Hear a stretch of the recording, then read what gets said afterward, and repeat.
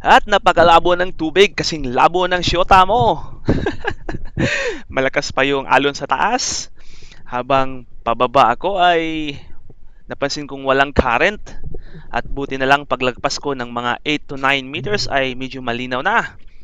At napakaswerte natin dahil tsempuhan natin yung isang good size na mangrove snapper. Titirahin ko na sana to kasi malapit na, pero nag-aalanganin ako kasi natapat siya sa bato kaya hinintay ko muna siyang lumayo. Kaso ang bilis niya namang lumayo. Kaya dahan-dahan ko na lang sinundan. Akala ko hindi ko na matitira at buti ay huminto. Kaya nang makakuha ng range ay ayun, gitik. Tinamaan natin ang isang good size na mangrove snapper. Ano ang local name nyo dito sa isdang ito, mga kaspiro?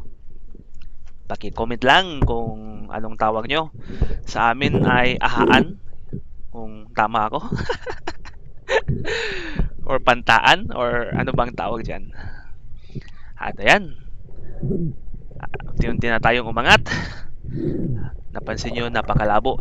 Maraming mga lumot. At yung panahon ay medyo makulimlim. Malakas yung hangin, may kunting alon, at walang agos. Buti na lang at may isda pang nakikita ko dito. At ito lang yung isdang huli ko sa araw na yan.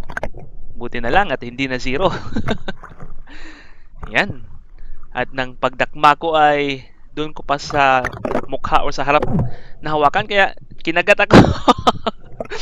First time akong magagat ng isdang to ah. Ang talas ng ngipin.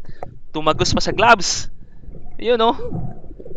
Parang vampire. Para kung tinusok ng karayom. Ang sakit. At buti ay natanggal na rin natin yung ngipin. At dumugo nga talaga. Binuksan ko pa yung gloves ko.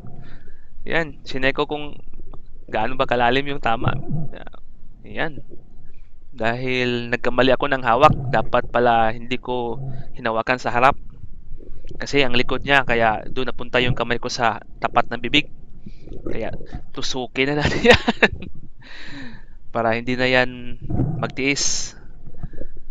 At pagkatapos ay ating i-bleed out para ma-preserve yung quality ng isda. At hanggang dito lang mga kaspiro. Lagi tayong magdasal sa Panginoon at mag-iingat sa ating pagsisid. To God be all the glory and God bless us all.